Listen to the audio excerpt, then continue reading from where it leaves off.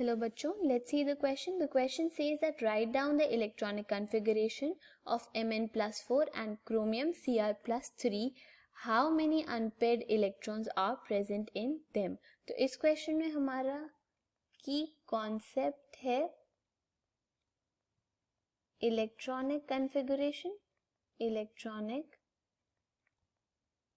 Configuration. अगर हम सबसे पहले बात कर रहे हैं Mn+4 की, तो हम जानते हैं कि जो हमारे पास Mn होता है इसका एटॉमिक नंबर होता है 25। तो जब हम Mn की इलेक्ट्रॉनिक कॉन्फ़िगरेशन लिखते हैं तो वो होती है argon 3d5 4s2।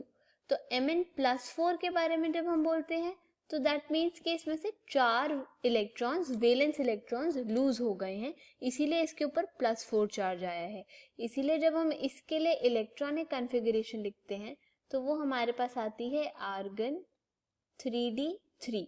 4s orbital में से 2 इलेक्ट्रॉन्स लूज हो जाते हैं और 3d ऑर्बिटल में से भी 2 इलेक्ट्रॉन्स लूज हो जाते हैं। तो हमारे पास 3d ऑर्बिटल में 3 इलेक्ट्रॉन्स रह जाते हैं। हम जानते हैं कि d ऑर्बिटल में हमारे पास 5 ऑर्बिटल्स होते हैं।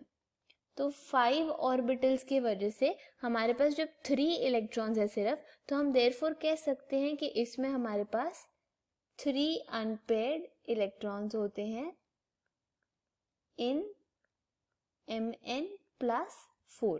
अब अगर हम नेक्स्ट बात करते हैं Cr+3 की, तो हमारे पास Cr की जो एटॉमिक नंबर होता है वो होता है 24।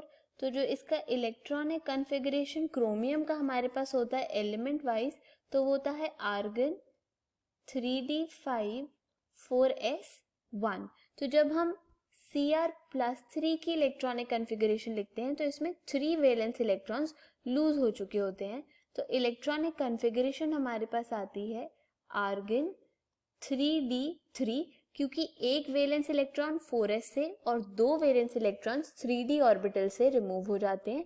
हेंस हमारे पास सिमिलरली इस केस में भी 3 अनपेयर्ड इलेक्ट्रॉन्स आएंगे, 3 अनपेयर्ड इलेक्ट्रॉन्स इन Cr+3। तो ये होगा हमारा final answer. I hope you understood the question.